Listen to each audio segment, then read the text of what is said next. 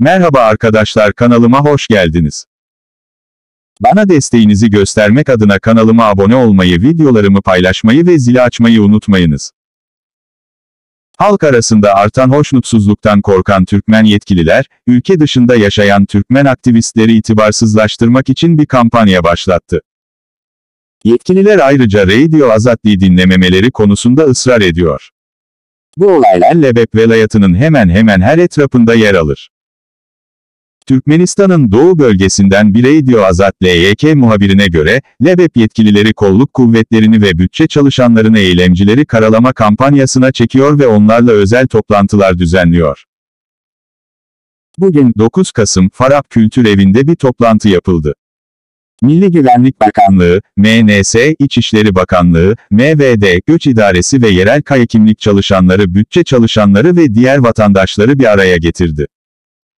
Murat Kurbanov, Nursultan Taganova ve yurt dışında yaşayan Lebaplı 6 aktivistin 60x80 fotoğraflarını sergilediler. Bu 6 kişinin son yıllarda muhalif görüşlerle YouTube'da aktif olduğu biliniyor.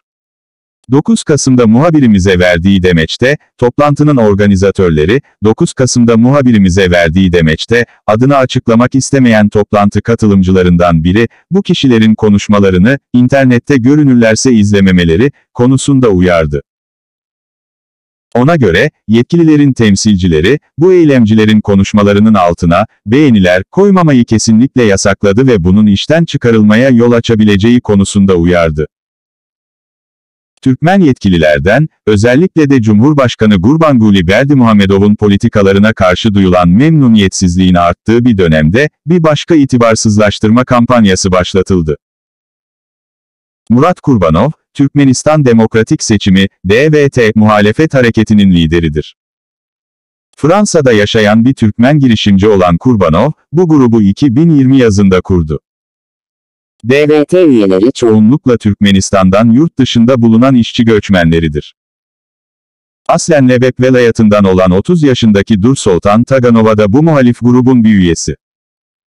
Türkiye'deki Türkmen vatandaşları arasında Türkmenistan hükümetini açıkça eleştiren en önde gelen aktivistlerden biridir. Türkmen halkı bunu ilk kez geçen yıl Temmuz ayında öğrendi. Ardından, İstanbul'da Türkmen hükümetine karşı düzenlenen protestolardan biri sırasında, Türk polisi tarafından gözaltına alındı ve Türkmenistan'a sınır dışı edilmekle tehdit edildi. Ancak insan hakları örgütleri ve Türkmen aktivistlerin çağrıları üzerine Taganova sınır dışı merkezinden serbest bırakıldı.